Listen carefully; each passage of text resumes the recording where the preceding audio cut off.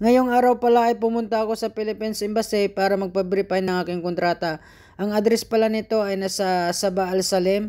Ito ay malapit lamang sa sakayan at babaan ng bus. Kaya pwede kayo sumakay ng bus na 999 o di kaya 106X depende sa mga bus na dumadaan sa area nyo.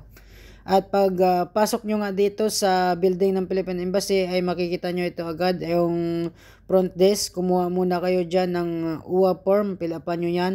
Pagkatapos nyo yan mapilapan ng inyong UA form ay umakyat kayo sa first floor.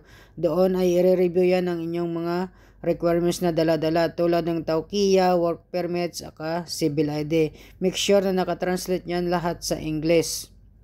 Ay tatatakan yan. Pagkatapos yan matatakan ay lilipat kayo sa counter 3. Yan ay katabi lamang.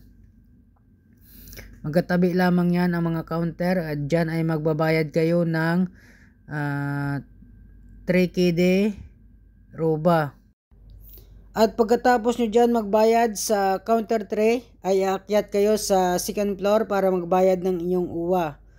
Make sure lang guys na barya yung mga dala nyong pera dahil minsan ay wala silang panukli at inuuna nila yung mga barya yung pera.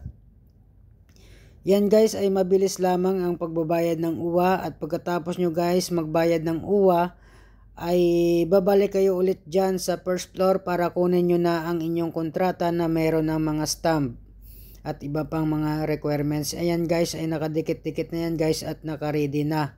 At kukunin nyo na lang yan guys doon sa counter 3 sa first floor. Ayan guys, tapos na guys. Ganyan lang guys, kadali magpa-verify ng inyong kontrata. At nakadepende na lang sa inyo guys kung gusto nyo bayaran ng inyong SSS at saka pag-ibig. Yung pag-ibig bala guys at saka SSS ay nasa third floor.